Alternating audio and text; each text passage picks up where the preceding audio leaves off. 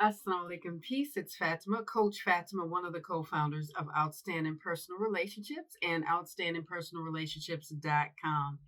I've been requested to do this video about polygyny mistakes or poly mistakes as an initial wife.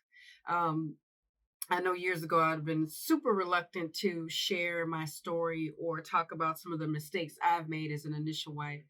I think that as one and as such, I have been able to speak from a place of privilege, to be honest. Um, Oftentimes, initial wives are looked at as the ones that we are accepting of. Society looks at us as above our co wives or the subsequent wives because we're the ones that are supposed to be here legally. However, Islamically, the lawful wives are the ones that are up to four and the ones that a Muslim man marries. And he can marry up to four in my culture. But in the West, of course, the subsequent wives are not looked at as anybody other than, I don't know, you guys, side chick, baby mama. And that's just not the case in Islam. And I'm here to say it. And I said what I said because that's what Islam says. And I respect that. And I've never talked about my co-wife other than her being a co-wife because I'm not going to strip her of her rights to marry in polygyny, nor am I going to strip myself of my rights to be with a man that practices polygyny. I'm not 20 anymore. I'm almost 50. And I don't say that to impress you, but to impress upon you the fact that I can't, being where I am now as a woman that's, closer to 50 than I am to 40, be, in a situation or in a marriage where my husband is in the house all the time. And that's not a diss to him. It's just that I see that as my children have grown, especially my daughters, I notice that they need more time to talk to me or more time to connect as women because all my daughters, there's four of them, and I have an amazingly awesome bonus daughter through my co-wife. I love her very much, my bonus baby, and she's just incredible. And my daughters are incredible too. Not to take anything away from my daughters through biology, but my bonus baby is awesome. She is, and I hope she knows that. I'm sure she does. She's a little dynamo. And but with that being said, I digress. My daughters are older now. They're not little babies and not little girls at all by any stretch of the imagination. My oldest child is almost she'll be beyond her mid-20s this year. So with those ages come different conversations, come more mature conversations. So I need more time with them as their mother, as a woman to woman. We need more time. We need more, um, just the ability to just sit around each other and talk and connect. We've traveled together, things of that nature. I've been waiting for this time in our lives for a long time. They get my jokes now, and they know why I laughed at certain jokes when they were little. So they talk about that often with me. We just talk about the world and what's going on in their lives and what they want to do. What are their goals? What are their fears? And I don't want to censor their truth. So polygyny has allowed me that time with my children, my grown daughters, to connect more with them. And I celebrate that. I know a time where I wouldn't have because I was younger and I had things set in my mind in a certain way. So one of the things that I would go back and do if I could is love my husband enough to allow him to evolve. And we talked about this before in our trainings. We talked about this in our relationship mastery inner circle, which you guys can visit at outstandingpersonalrelationships.com/RM for relationship mastery. Um, I've been very transparent about my truth. I've not muted myself. Once I decided that, look, this is what my life is. This is where I want to be in my life. That doesn't mean anyone's locked into any marriage.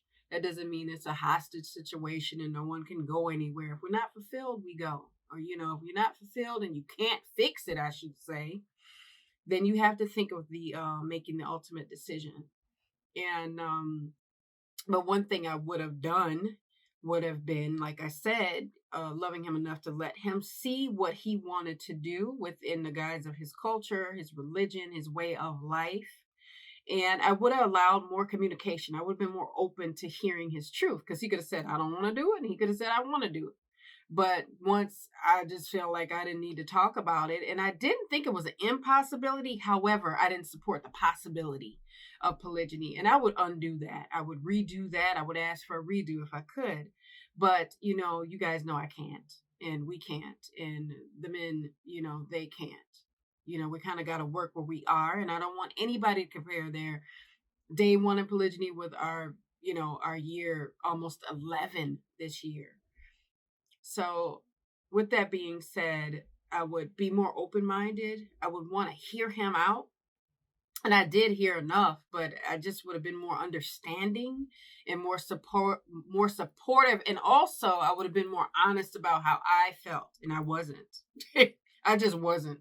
You know, for me at the time, ignorance was bliss. So I didn't really say how I truly felt. Like, I truly felt like, okay, we can get through this with the proper counseling, or we can get through this with the proper mindset, or we can get through this by having a conversation. I just didn't do those things, guys, and I wish I had have done those things.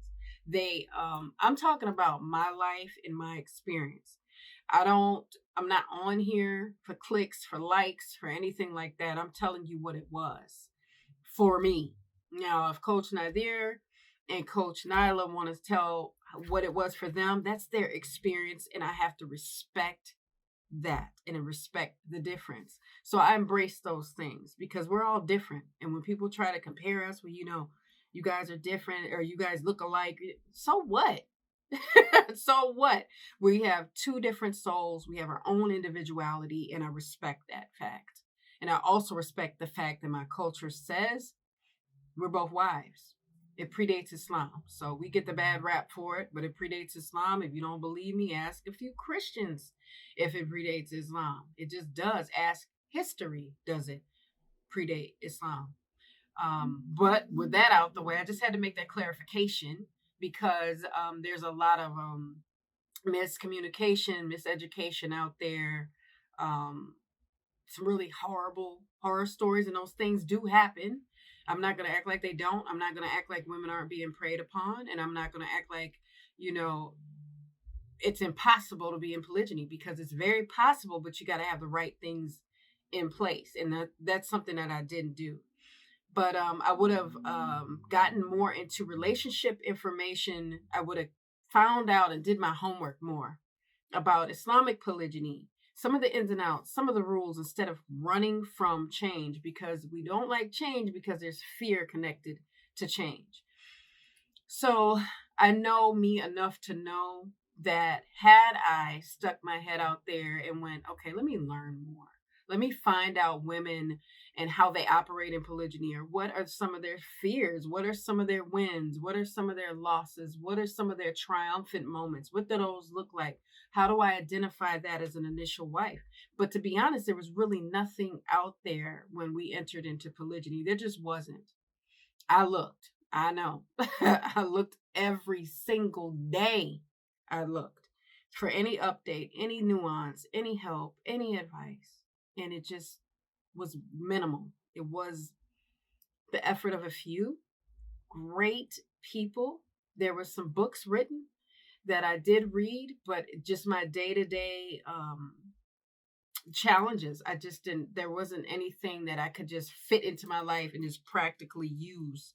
Um, you know, we talk a lot about best practices here at Outstanding Personal Relationships, and especially here on YouTube, especially in the RMIC membership.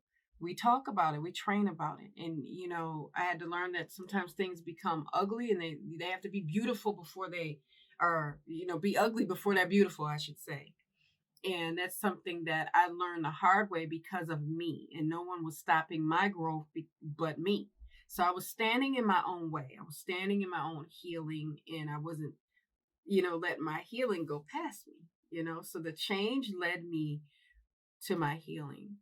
I would have talked to my daughters more. I talked to them, but I didn't talk to them enough. And I wanted to, I'm like, I wonder if I should ask them, what are they happy about? What are they not like? What could we work on as parents? I wanted to, now I can look back and go, okay, I should have had them evaluate me as a mom. Like, how am I doing? And they probably would have said I sucked. I wasn't doing a good job, but uh, I don't feel like I had the tools, to articulate what I was feeling in an appropriate way. I would have opened up to my co-wife more. I would have talked to her sooner and gotten her side of things, because one person can't answer another person's questions in the way in which they can. So I couldn't go to my husband and ask him, well, what's she feeling like and how has this been for her? He would have answered in the way in which he could with the information that he had, but it would have just been best for me to talk to her directly. And I know, because I know her, I would have felt better sooner, because I was working on, I'm not going to ask. I'm going to ask. Nope, I'm not going to. I was so indecisive with information and trying to figure things out. And again, like I said, ignorance was bliss. I don't ask. I ain't got to worry about the emotions surrounding asking. Because when you want to ask a question that's hard, you got to make sure you're ready for the answer. And I was not certain that I was ready for what was going to come out of Coach Nazir's mouth, which was his truth. His truth scared me because I didn't let him evolve. I don't give him permission to do anything. But I knew I wasn't being as supportive as I could. I try to put myself in other people's shoes. Maybe not for long, but I try to see their side. I'm an ENFP. That's what we do. We like to team up. We like to talk to people, make them laugh and connect. We like to find the connection with others.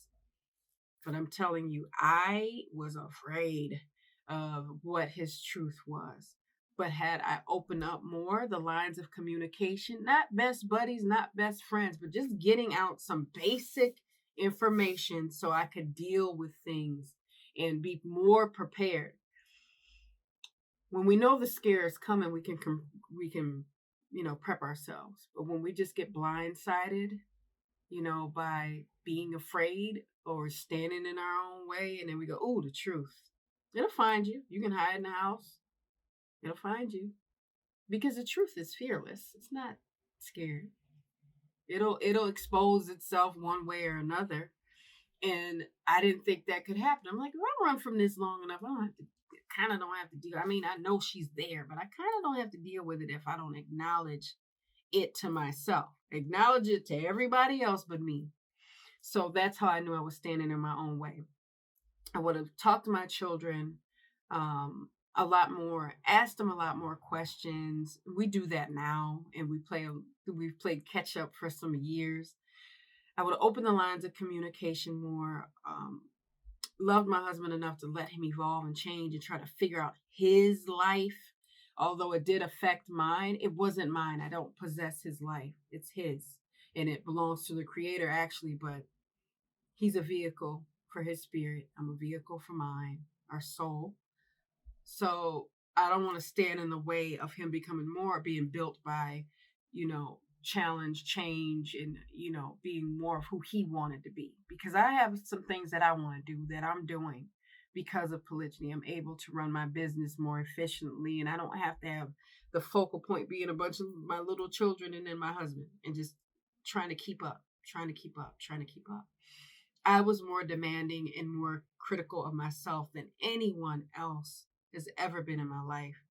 I feel like oftentimes I've been an overachiever, and I feel like I was looking for this perfection that was not there, and it should not have been. And I never should have put everything and everyone on this pedestal of, okay, this is my plan for my family and we're not going to deviate. Okay. Nobody agreed to that.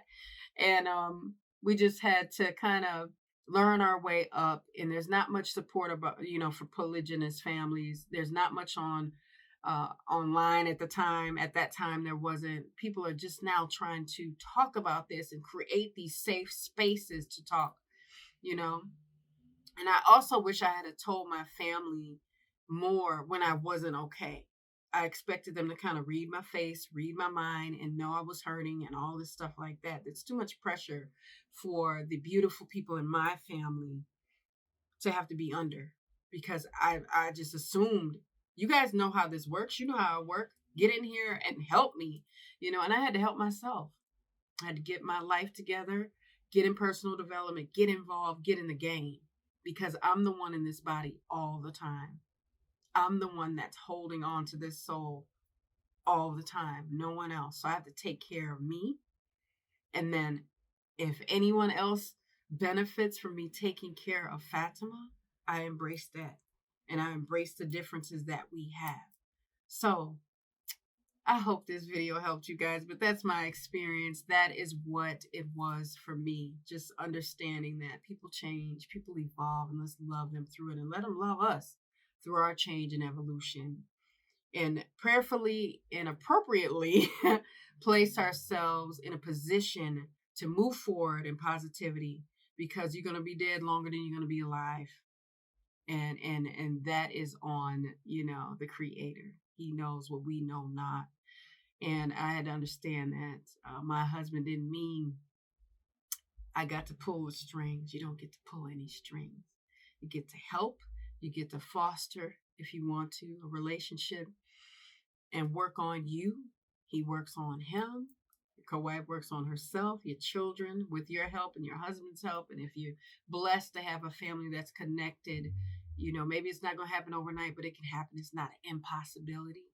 Maybe with the help of your co-wife, raise some well-rounded, mentally healthy human beings, that know they can come to you if they're not okay, So again, I hope that helped you guys. I'm Coach Fatimah with OutstandingPersonalRelationships.com. Make sure you guys are hitting that notification bell and subscribing, then hitting the notification bell.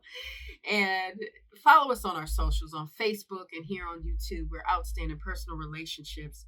And on IG, we're Outstanding Relationships, because Outstanding Personal Relationships was too long. I like to say that because people always ask. So I'm going to leave you guys with a little GLC. Make sure you're growing intentionally, loving fearlessly, and connecting on a higher level every single day. I will see you all in the next one. Assalamu alaikum. Peace. Here are 3 ways Outstanding Personal Relationships can help you. One is by following us on our social medias. Follow us on IG at Outstanding Relationships and on Facebook and YouTube at Outstanding Personal Relationships. And make sure you subscribe and hit that notification bell. Number 2, make sure you head over to OutstandingPersonalRelationships.com and subscribe to the email list. From there, you will get downloads as well as updates, any and all updates. And you also get an update on the release of our new book, Let's Talk Polygyny, Uncensored. Number 3, if you are serious about polygyny relationships and really developing fulfillment and happiness, make sure you register for our Relationship Mastery Inner Circle, which is members only, which includes downloads. It includes access to us live on a weekly basis. So that's at OutstandingPersonalRelationships.com/RM. We'll see you soon. Assalamu alaikum. Peace.